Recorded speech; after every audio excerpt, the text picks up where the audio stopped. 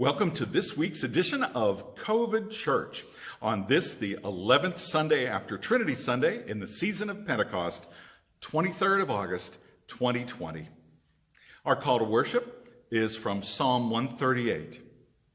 I will praise you, O Lord, with all my heart. I will bow down toward your holy temple and will praise your name. When I called, you answered me, making me bold and strong. May all the kings of the earth praise you, O Lord. May they sing of the ways of the Lord, for the glory of the Lord is great. Though the Lord is on high, he looks upon the lowly. Though I walk in the midst of trouble, you preserve my life. The Lord will fulfill his purpose for me. Your love, O Lord, endures forever. Let us worship the Lord. Again, welcome to this worship service, a ministry of Emmanuel and Redeemer churches in Meadville, Pennsylvania. I'm Tim Solomon, the pastor of the churches, and I'm very happy that you are able to tune in this way, whether on Facebook or on YouTube, or we'd be happy to have you in person. Come and join us for our worship.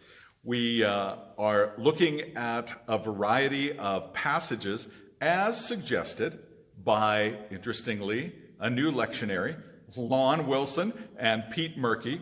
Every Wednesday on Cool 101.7, they invite me to come on, and we have what they lovingly call Sunday School for Dummies. We sort of break down different stories from the Bible and have a lot of fun as we do, a lot of laughter, hopefully some learning as well. You're welcome to tune in. Cool 101.7. Every Wednesday from 8 to 9, somewhere in there. And this week, they wanted to take a look at the story of Jacob wrestling with the angel. A fascinating story from the Old Testament, one that has been examined much, but still there's always more to understand about it because there's so many questions that arise from it. So we're going to look at it today, and we're going to look at it right now. As we turn to Genesis chapter 32, we're going to read all 32 verses of chapter 32. Interestingly, 32 verses in chapter 32. And this is from the New International Version. So as we hear the story, hear the word of God. Jacob also went on his way, and the angels of God met him. When Jacob saw them, he said, "This is the camp of God." So he named that place Mahanaim, a word that would reflect that meaning. Jacob sent messengers ahead of him to his brother Esau in the land of Seir, the country of Edom. He instructed them, "This is what you are to say to my lord Esau. Your servant Jacob says, I have been staying with Laban," that's their uncle, "and have remained there till now. I have cattle and donkeys, sheep and goats, male and female servants. Now I am sending this message to my lord, that I may find favor in your eyes." When the messengers returned to Jacob, they said, "We went to your brother Esau, and now he is coming to meet you, and 400 men are with him." In great fear and distress, Jacob divided the people who were with him into two groups, and the flocks and herds and camels as well. He thought, if Esau comes and attacks one group, the group that is left may yet escape. Then Jacob prayed, "O God of my father Abraham, God of my father Isaac, Lord, you who said to me, 'Go back to your country and your relatives, and I will make you prosper,' I am unworthy of all the kindness and faithfulness you have shown your servant. I had only half my staff when I crossed this Jordan, but now I have become two camps. Save me, I pray, from the hand of my brother Esau, for I am afraid he will come and attack me, and also the mothers with their children. But you have said, I will surely make you prosper, and will make your descendants like the sand of the sea, which cannot be counted." He spent the night there, and from what he had with him, he selected a gift for his brother Esau, 200 female goats and 20 male goats, 200 ewes and 20 rams, 30 female camels with their young, 40 cows and 10 bulls and 20 female donkeys and 10 male donkeys. He put them in the care of his servants, each herd by itself, and said to his servants, "Go ahead of me and keep some space between the herds." He instructed the one in the lead, "When my brother Esau meets you and asks, 'Who do you belong to, and where are you going, and who owns all these animals in front of you?' then you are to say, 'They belong to my servant Jacob. They are a gift sent to my lord Esau, and he is coming behind us.'" He also instructed the second, the third, and all the others who followed the herds, "You are to say the same thing to Esau when you meet him. And be sure to say, 'Your servant Jacob is coming behind us.' For he thought, 'I will pacify him with these gifts I am sending on ahead. Later, when I see him, perhaps he will receive me.' So Jacob's gifts went on ahead of him, but he himself spent the night in the camp. That night, Jacob got up, took his 2 wives, his 2 female servants, and his 11 sons, and crossed the ford of the Jabbok River. After he had sent them across the stream, he sent over all his possessions. So Jacob was left alone. And a man wrestled with him till daybreak. When the man saw that he could not overpower Jacob, he touched the socket of Jacob's hip, so that his hip was wrenched as he wrestled with the man. Then the man said, "Let me go, for it is daybreak." But Jacob replied, "I will not let you go unless you bless me." The man asked him, "What is your name?" "Jacob," he answered. Then the man said, "Your name will no longer be Jacob, but Israel, because you have struggled with God and with humans and have overcome." Jacob said, "Please tell me your name." But he replied, "Why do you ask my name?" Then he blessed him there. So Jacob called the place Peniel, saying, "It is because I saw God face to face, and yet my life was spared." The sun rose above him as he passed Peniel, and he was limping because of his hip. Therefore, to this day, the Israelites do not eat the tendon attached to the socket of the hip, because the socket of Jacob's hip was touched near the tendon. The word of the Lord. Thanks be to God.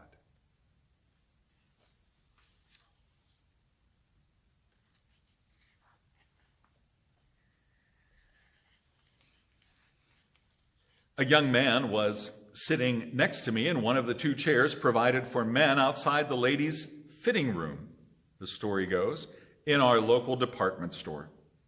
After 30 minutes and 6 changes of outfits, the fellow's wife came out of the changing room one more time. He looked at her and immediately said, "That looks great on you, honey. Get that one." "Dear," she replied, "this is what I was wearing when we came in here." I think that was an angel laugh I heard. Was it an angel laugh? Maybe not. Chortle? Chuckle. We all often try to pass off our discomfort.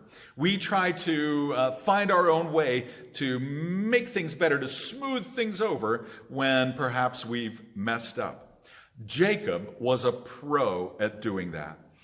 He, throughout his entire life, found ways to manage on his own terms, to get what he wanted, to get by on his own smarts. Jacob needed to do that because he had a very surprisingly low self-esteem. This is a fascinating person in the Bible. We get this glimpse of a patriarch, not only a patriarch of Israel, but one of the great patriarchs of the faith, Christian or Jewish.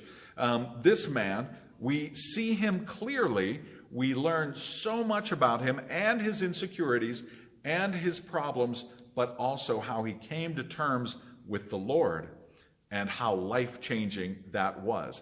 This is that story. This is the point in Jacob's life. where that happens. But interestingly, this is a story about wrestling, of all things. Or, as my uncle might have said, wrestling. Right, wrestling. Now, I've never been a wrestler myself, but my father wrestled for a while, and my cousins were famous in wrestling. That is, my father's cousins. And so my uncle, who always spoke about wrestling, knew what he was talking about. I haven't ever been really that into WWF or WWE or all those wrestling federations and organizations that so captivate millions in this country and probably around the world as well. We have such drama coming from the wrestling world. We even have famous moves like the Undertaker's tombstone pile driver, The Rock's rock bottom, the choke slam, Cold Stone Steve Austin's stunner, things like this. I don't know anything about that. I looked them up, actually, to see if I could maybe sound intelligent to those of you who do wrestle out there or like wrestling, at least. No, for me, the only contact I ever had with the world of professional wrestling, as it's called, was back in the late 60s, early 70s, when Bruno Sammartino used to do studio wrestling, as it was called in Pittsburgh. I remember even going to the Civic Arena along with a buddy of mine, and we watched Bruno wrestling Professor Tanaka. Oh, nobody liked Professor Tanaka. He was a bad guy, and was he ever bad? As he went about his Japanese rituals, all of this, of course, very stereotyped and even racist for him to do. He pulled some salt out of his wrestling shorts and would rub them in Bruno's eyes. Bruno was our hero, and we hated to see him get taken down like this because Professor Tanaka was cheating. He was cheating, and the ref didn't even catch it. We all saw it. How did the ref miss it? It was, yeah, you know. But actually, in terms of the world of legit wrestling, all right, it's entertaining, so that's legit. But in the world of sports with wrestling, that was really big in Canonsburg, which is where my parents grew up and where I was born, and throughout Southwest Pennsylvania, though I was never a wrestler myself. My father had two cousins, Dave and Joe Solomon, who in high school and then in college gained some notoriety, some level of fame in terms of their abilities to be wrestlers.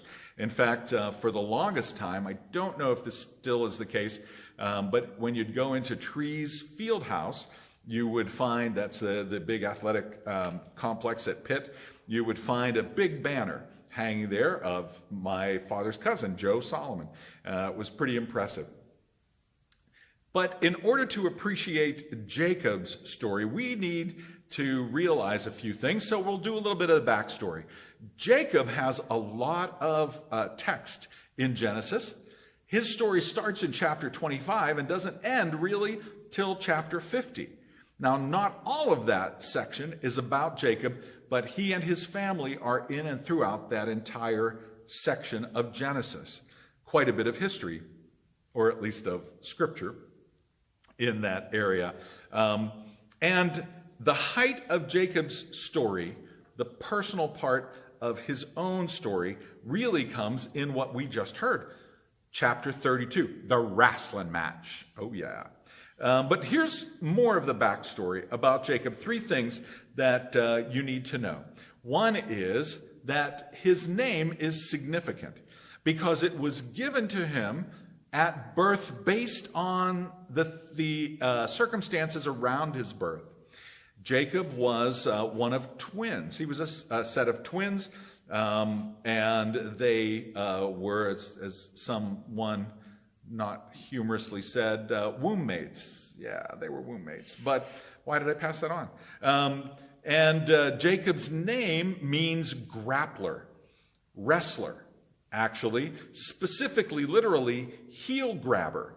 You know, the kind of person that might, if he was taken down on the floor, might try to reach out and trip someone as they were trying to get away, something like that. Heel grabber, one who's going to pull himself out as best he can.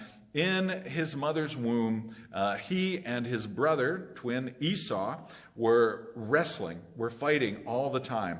And his mother was told that they were two nations who were going to be rivals throughout history. And so far, they really have been.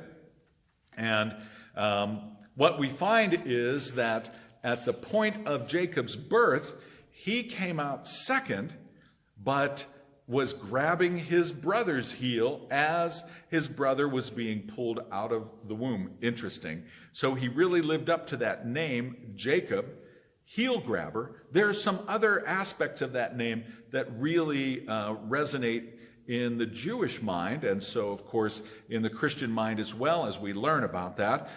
That is his reputation. So that's his name. His reputation went along with that because really the name suggests one who is conniving, one who is low down and maybe will even cheat to get what he needs. And we see that that happened a couple of times at least in Jacob's life with his brother Esau. They must have been fraternal twins, not identical twins, because they looked so different. Esau was big and hairy, reddish in color, if not complexion of his skin, and at least in his hair, something like this.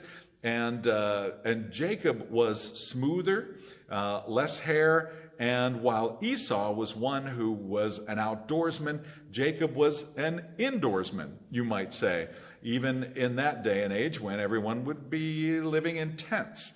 So what we find is that a couple of times Jacob cheated Esau out of something. The first, he stole his birthright, or at least bought his birthright, when Esau, who was very hungry, asked for a bowl of porridge, something to eat. And so Jacob offered it to him if he would sell him his birthright. All Esau could think of was his stomach. He didn't think down the road any about, maybe I'll need my birthright, maybe I want my birthright. As the firstborn, I get to have certain privileges, I get to have certain responsibilities.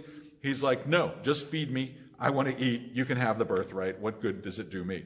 And then later on in life, when Jacob or rather Isaac was impaired visually, but wanted to give his dying blessing to his boys, he was going to bless Esau. And when Rebekah heard this, that's Isaac's wife and Jacob's mother, there was favoritism going on here because Isaac really favored Esau and Rebekah favored Jacob. This is what happens in a family, bad, dysfunctional family. And even in biblical families, holy families, there's a lot of dysfunction. So what we find is that Rebekah dressed Jacob up to look, sound, and feel like Esau.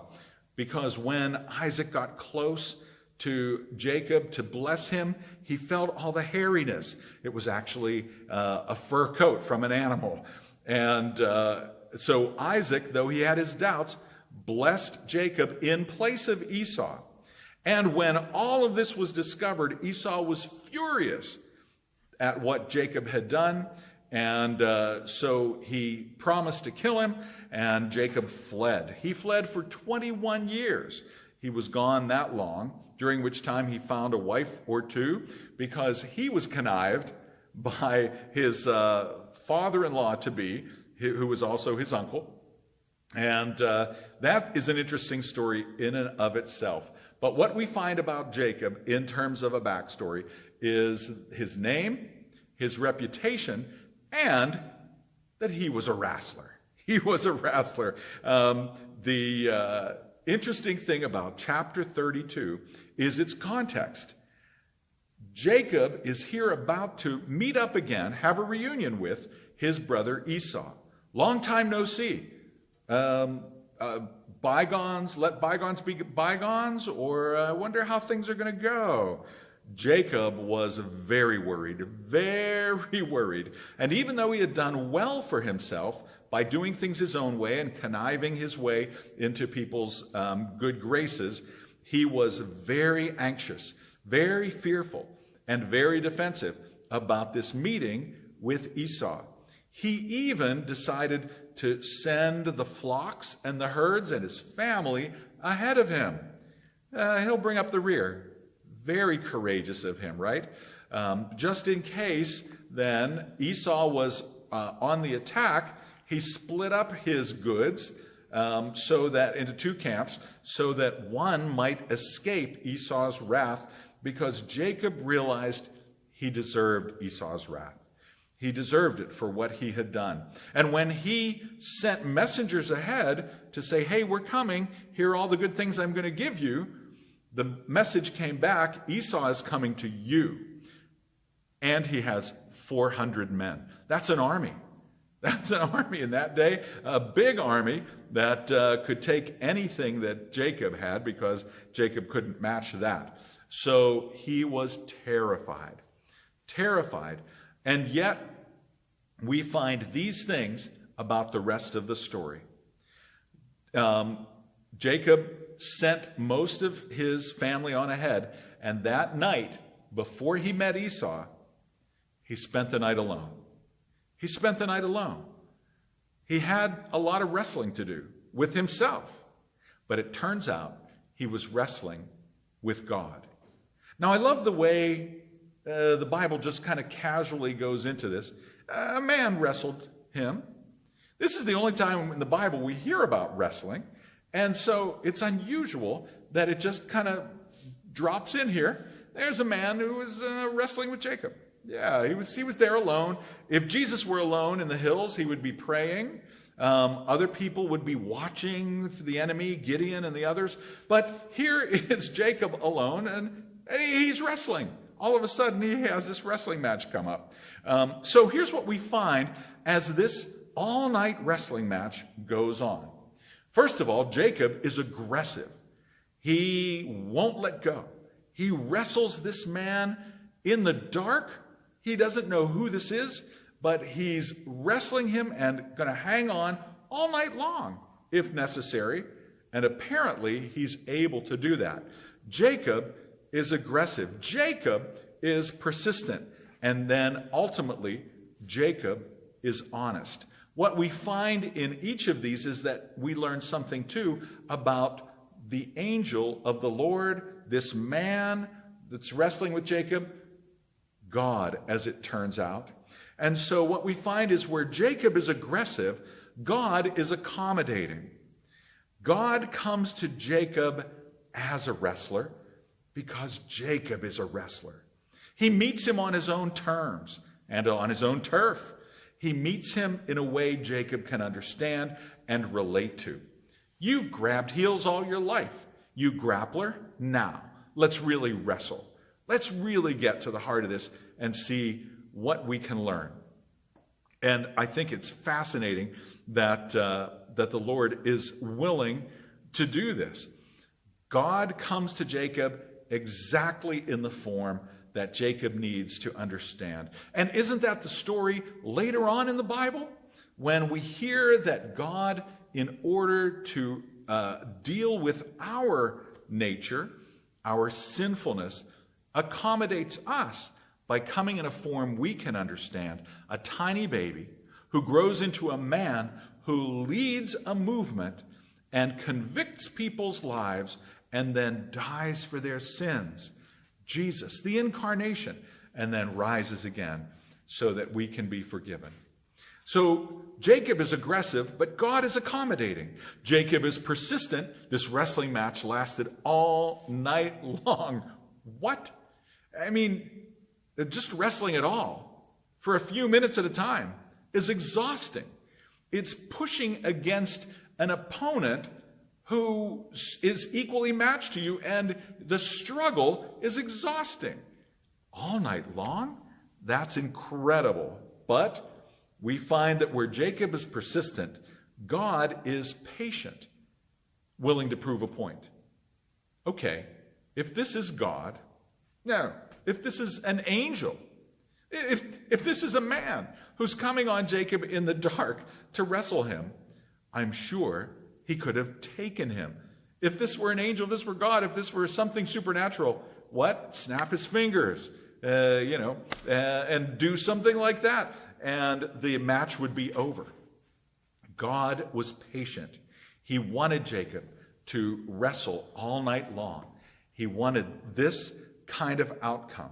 And then, at the very end, I love this because I still am thinking this is what's going on here, that at the end of it all, when the man, the angel, the Lord, realizes that the sun's about to come up, so his identity would be revealed, right, with the daylight, then he decides to end this. Not just by saying, all right, I give up, not by throwing Jacob down and overpowering him, but by touching his hip socket or somehow yanking his leg, pulling it out of joint. Oh, the pain of that. I've had my knee pop out of joint from time to time. Can't tell you how excruciating that is. But this is his hip. And now he needs, he's going to limp the rest of his life. But that ended the match. God cheated. Did the referee see this? It's like Professor Tanaka's salt. Hey, that's not fair. It was God. And rather than completely humiliate Jacob, he gave him a reason to quit. And yet, he was continuing to be persistent. And he demanded a blessing. Now, Jacob, who was always out for himself throughout his life, might have wanted a blessing that would look like more flocks, more sheep, more children. He had been promised as many children as the sand at the sea and the stars in the sky, like his grandfather Abraham had been promised. And he had a good start with 11, soon to be 12 children. Jacob is honest. God says to him, "What is your name?" At other points in his life, Jacob lied about his identity. When his father asked him, "Who are you?" he said, "I'm Esau." Throughout his life, he pretended to be something he wasn't.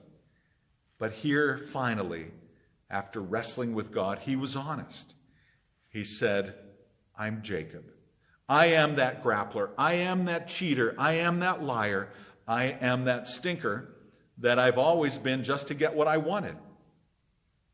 And God doesn't say, "You're right, you are." He says, "Not anymore. Now you will be named Israel." Israel.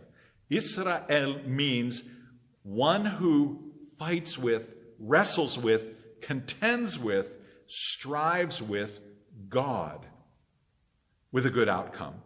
Not conquers God, but who strives with God and survives. That is a positive, a blessed name. And the name of Jacob still comes throughout his story, so he is still that person, already but not yet. He is both. He has a new name. God gives him a fresh start. God lets him have a second chance. It's like Jacob is born again. What a beautiful, powerful story. And then Jacob says to the Lord, "Who are you? What is your name?" And the answer comes in the form of a question. He answers a question with the question, and he says, "Must you ask? Must you ask?" And then immediately blesses Jacob. That's an amazing thing.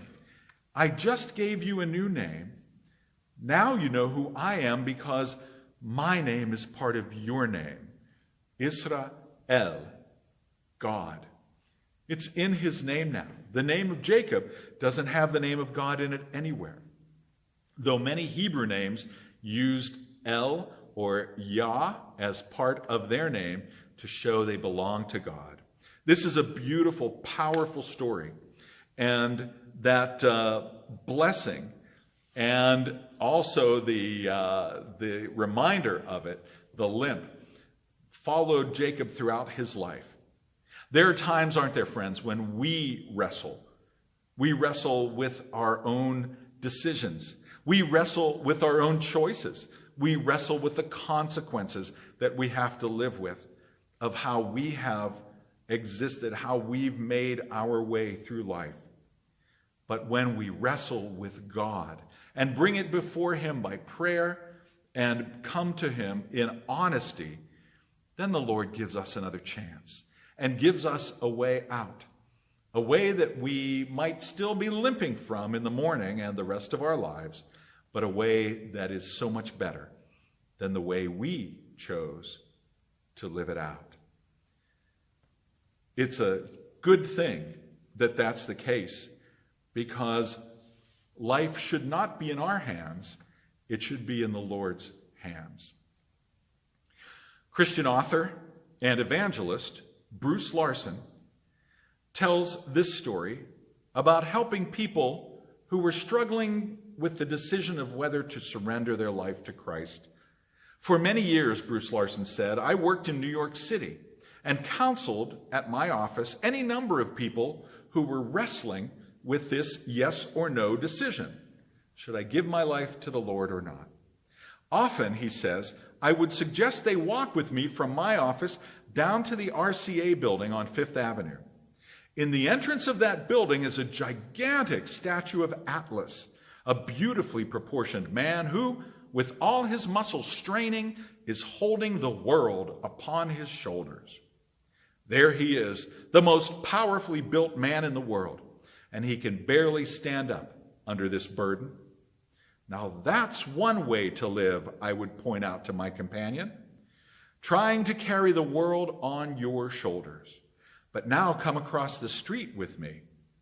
On the other side of Fifth Avenue is St. Patrick's Cathedral, and there, behind the high altar, is a little shrine to the boy Jesus, perhaps 8 or 9 years old, and with no effort, he is holding the world in one hand. My point was illustrated graphically. We have a choice. We can carry the world on our shoulders, or we can say, I give up, Lord. Here's my life. I give you my world, the whole world. Friends, the good news of the gospel for us today is that in Jesus Christ, God gives us the opportunity to give him our burdens as we rest from our labors and we take on a new yoke that is easier to bear and one that blesses the whole world. We can live out that blessing, or we can continue to do it our own way. The choice is ours. Will you? Let us pray. Gracious and loving Lord our God, we're so grateful for the good things in life you give us. We thank you for the opportunity to wrestle with you and with your word. Help us to really confront ourselves as we are wrestling, so that we can ultimately give back to you what you've given to us, our very lives. Though you gave it to us pure, we have given it to you all mangled, and yet you give us a second chance, and a third chance, and a fourth chance. Help us daily to be honest with you and come to terms with the new life you want us to live into, even as we wrestle in good ways with what you've given us. Let us put down our wrestlings, Lord, and just embrace the love you have for us as it comes to us in the person of Jesus Christ, who taught us all to pray, saying, Our Father, who art in heaven, hallowed be thy name. Thy kingdom come, thy will be done, on earth as it is in heaven. Give us this day our daily bread, and forgive us our debts, as we forgive our debtors. And lead us not into temptation, but deliver us from evil. For thine is the kingdom, and the power, and the glory forever. Amen.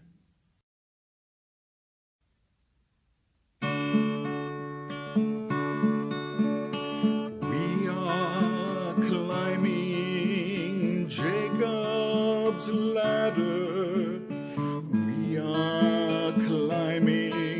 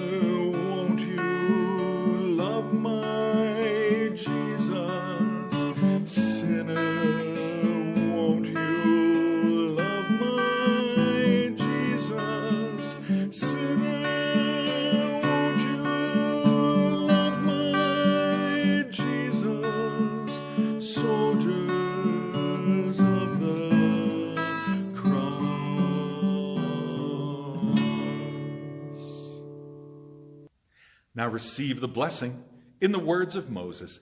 May the Lord bless you and keep you. May the Lord make his face shine upon you and be gracious to you. May the Lord turn his smile toward you and give you peace, now and evermore. Amen.